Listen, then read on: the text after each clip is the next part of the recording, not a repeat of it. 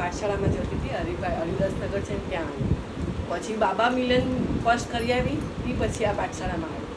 તો મેં બાબાને કીધું હતું કે એ પાઠશાળામાં હું જાઉં છું એવું જ મને એક જ્ઞાન મળે. તો એ રીતે જ મને એ મળ્યું અને હું પોતે આગળ વધતી જ ગઈ. એ રીતે હું મારી સોનમ પાસે બી એ રીતે જ કોર્સ કરવા માંગતી કે આ વિનીતભાઈ પાસે એ કોર્સ કરે અને આ જીવનમાં આગળ વધે. અને મારી જ્યારે હમણાં સોનમની તબિયત ખરાબ થઈ ત્યારે હું વખતે દિલીપભાઈને ફોન કરતી હતી અને કરતા કે ગમે એમ કરીને મારી છોકરી તબિયત સારી થઈ જાય.